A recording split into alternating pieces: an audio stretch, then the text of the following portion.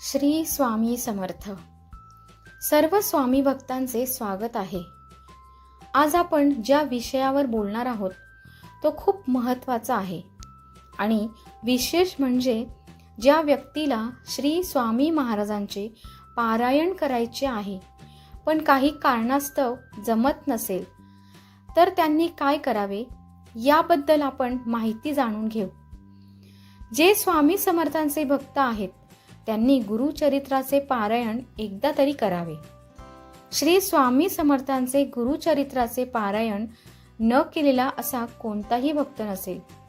स्वामी महाराजांचे भक्त एकदा तरी गुरुचरित्राचे पारायण करतात, तर काही जण एकापेक्षा जास्त वेळ करतात, तर काहींना वेळेअभावी किंवा इतर कारणांमुळे जमत नाही. पण त्या व्यक्तींच्या मनात एक इच्छा असते की आपण पण स्वामींचे गुरुचरित्राचे पारायण करावे.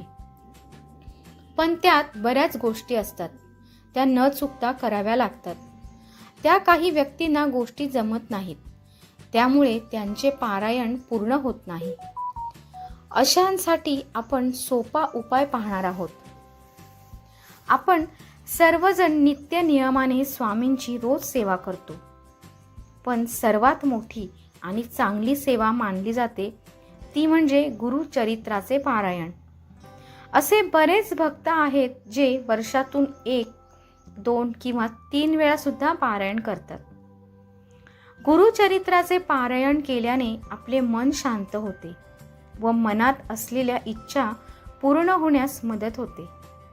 स्वामींचा आशीर्वाद आपल्यावर राहतो, स्वामींची कृपादृष्टी आपल्यावर चांगली राहते आणि आपण जी स्वामींची सेवा करतो त्याचा लाभही मिळतो.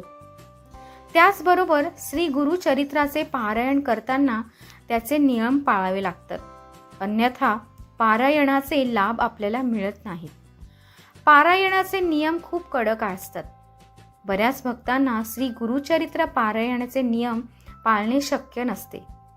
काहींना आजारपणाचा त्रास असतो, काहींना नोकरीच्या निमित्त लांब जावे लागते, त्यामुळे वेळ मिळत नाही. ज्या भक्तांना 52 अध्याय असलेले पारायण करायला जमत नाही किंवा शक्य होत नाही ते संक्षिप्त गुरुचरित्र पारायण करू शकतात. आता संक्षिप्त गुरुचरित्र म्हणजे काय, तर जे 52 अध्याय असलेले गुरुचरित्र असते त्याचे संक्षिप्त स्वरूप म्हणजे संक्षिप्त गुरुचरित्र. आता हे करताना कुठलेही कडक नियम पाळण्याची आवश्यकता नसते, पण जर नियम पाळले तर चांगलेच असते. यामध्ये गुरुचरित्राचे 52 अध्यायाचे 7 अध्यायाच्या संक्षिप्त रूपांतर केलेले असते. संपूर्ण पोथीची 3, 7, 11, 21 अशी पारायणे तुम्ही करू शकता. याचे तुम्ही श्रवण सुद्धा करू शकतात. हे पारायण तुम्ही संकल्प करून सुद्धा करू शकतात. आपली जी काही इच्छा असेल ती मनात धरून संकल्प करून पारायण करू शकतात. याचा फक्त एकच नियम आहे, मांसाहार, मद्यपान, तंबाखू, जुगार, वाईट विचार आणि वाईट वर्तन टाळावे. तर उद्या गुरुपौर्णिमेला तुम्ही नक्की या संक्षिप्त गुरुचरित्र पारायण करा. यामुळे तुम्हाला संपूर्ण 52 अध्याय असलेले गुरुचरित्राचे फळ मिळेल.